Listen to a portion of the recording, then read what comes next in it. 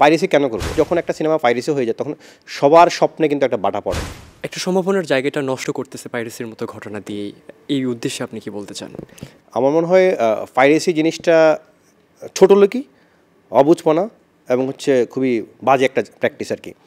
Piracy কেন করব? একটা সিনেমা যখন একজন প্রডিউসার সিনেমাটা করেন, একটা স্বপ্ন নিয়ে করেন, একটা লাভের আশায় করেন, কোটি কোটি টাকা বিনিয়োগ করেন এবং সেখানে তার কত দিনের পরিশ্রম, কত মানুষের এঙ্গেজমেন্ট, কত মানুষের স্বপ্ন, কত মানুষের সাধনা, কত মানুষের কত কিছু এই একটা সিনেমার মধ্যে জড়িয়ে থাকে।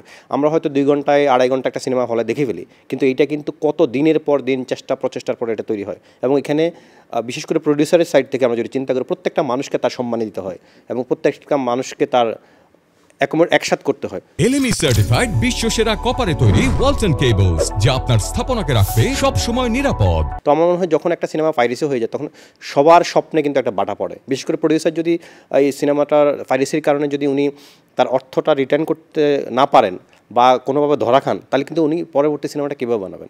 এটা তো খুবই খারাপ একটা ব্যাপার। তো আমি বলবো যে প্রত্যেকটা মানুষ, যদি আপনি দেশপ্রেমী হন, যদি আপনি সিনেমা প্রেমী হন, যদি আপনি শাকিব খানকে পছন্দ করেন, তাহলে নেক্সট টাইম আর কখনো এই ধরনের কোনো মুভি আপনারা শাকিব খানের মুভি বা কারো কোনো রকম কোনো মুভি আপনারা সেটা পাইরেসি করবেন না, এটা আমার আহ্বান থাকবে। এবং যারা সাকিবিয়ান আছে প্রত্যেককে আমি আহ্বান করব, আপনারা এটা প্রতিরোধ করবেন। আপনারা যদি কোনোভাবে দেখেন যে কোনো একটা লিঙ্ক থেকে, কোনো একটা পেজ থেকে কোনো একটা cinema, not only cinema but also যে কোনো কিছু যদি এরকম লিক হয়, সেটাকে আপনারা চেষ্টা করবেন, ট্রেস করার চেষ্টা করবেন। যথাযথ কর্তৃপক্ষ যারা আছে সিনেমার সাথে যারা এঙ্গেজ আছে ওনাদেরকে জানাবেন। এইটা আমি সবাইকে আহ্বান জানাবো।